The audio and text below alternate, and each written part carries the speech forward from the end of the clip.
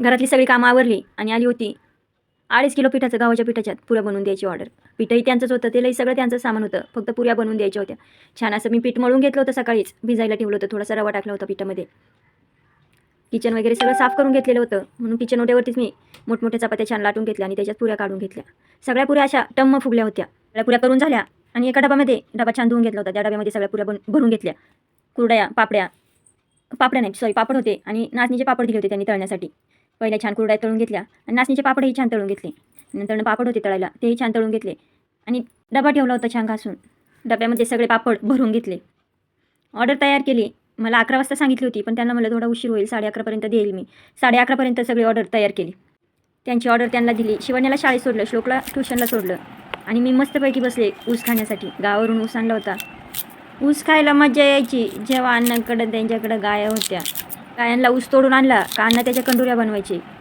जो चांगला ऊस असेल तो पोरांना छान काढून द्यायचे आणि पोरंही मस्तपैकी चौकीत बसायची. पण हे खरं आहे, ऊस खाल्ल्यानंतर ना तिखट खाता येत नाही, पण ऊस खाण्याची मजा आहे ती कशातच नाही. मला कोणाला आवडतो माझ्यासारखा ऊस? मला तर खूप आवडतो. गावाला गेला का ऊस खायचा म्हणजे खायचाच आणि मुंबईला येताना घेऊनही यायचा.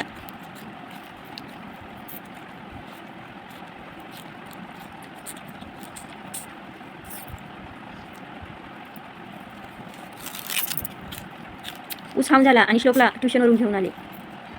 नंतर शिवण्यालाही शाळेतून घेऊन आले. आल्या तिचा टाइमपास चालू झाला. शाळेतल्या गमती सांगणे चालू झालं. ओय ओय ओय लवकर ठीक व्हायचं, लवकर 1 मिनिटात व्हायचं.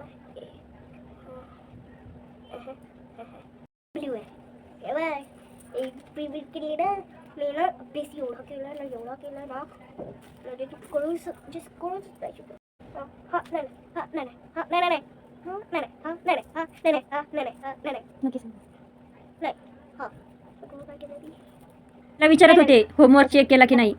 हा नाही सांगत होते. नंतर ना आली मला बोलते बघ मी चॉकलेट खाल्ली. चॉकलेट खाल्ली मला फसवत होती.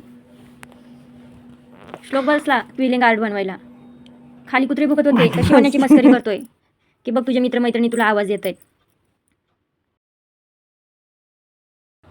चिव चिव चिव काय सारखा आवाज येतो? चिव त्या मैत्रिणी आवाज येते बघ तुला खाली. मग मी काय करू? जा बोलावले तुला. बोलवलं तर मी काय जाऊ? मस्तीमध्ये छान असं त्याने क्विलिंग आर्ट तयार केलं. क्विलिंग आर्टमध्ये त्यांनी छान असं फूल तयार केलं होतं आणि बटरफ्लाय तयार केलं होतं. तर हा माझा छोटासा व्हिडिओ कसा वाटला तुम्हाला नक्की सांगा आणि हा आवडला असेल तर प्लीज लाईक करायला विसरू नका आणि सबस्क्राईब केलं नसेल तर सबस्क्राईब पण करून जा.